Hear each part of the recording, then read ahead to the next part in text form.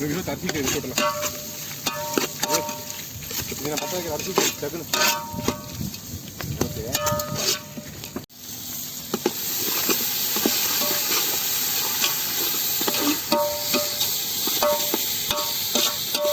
ரெண்டையும் போட்டுரு. கலக்கி விட்டுரு. இது வைக்க அதாவது ஒரு வைக்க ரைஸ் ரெடி ஆகுது. தண்ணி மட்டும் சீவா செஞ்சிடாத. கறிகள்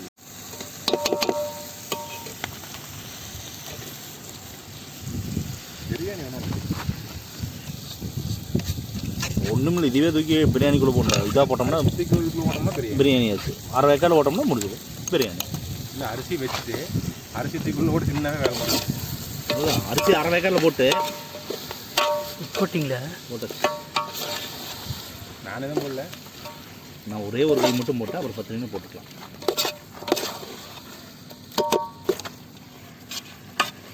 இந்த ஈரல் பூரா அப்படியே போட்டு என்ன உங்களை சுட்டு சாப்பிட்றியா?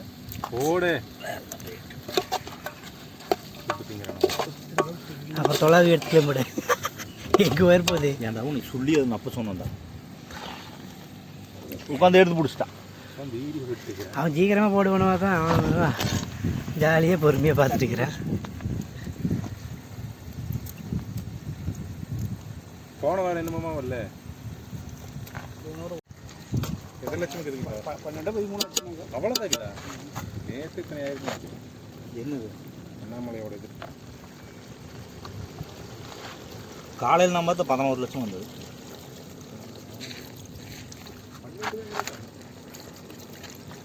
ம் 12 இருக்கு. உப்பு போட்டுட்டியா? போட்டுட்டேன். அப்படியே போட்டது. இன்னும் கொஞ்சம் தண்ணி ஊற்றணும். இல்லை, ஒரே மூட்டை தண்ணி ஊற்றி உப்பு வச்சுக்கோ. அதை ட்ரை ஆகும்போது நல்லா இருக்கு. மூடுறேன். இன்னும் கொஞ்சம் தண்ணி ஊற்றணும். இந்த தண்ணி சீக்கிரம்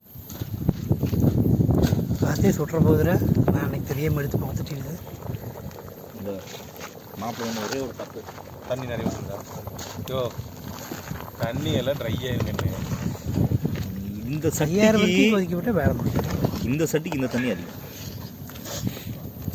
கரெக்டாக இருக்கு. பார்க்க தானே போகிறோம். இந்த காலையோட இதை ட்ரைன்னு அரிசி ஆகுமா?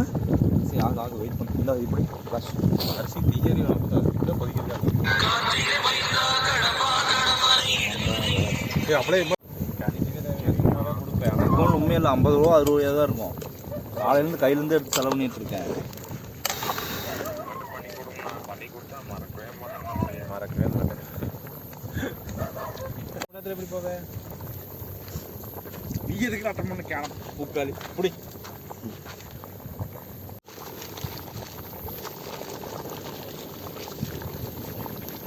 உப்பு அதிகமாக இருந்தால் சாப்பிட முடியாது. போதுண்டா. ஒயிட் ரைஸ் கொஞ்சம் உப்பு போட்டுருலாம். 2 கை சீக்கிரம் வந்து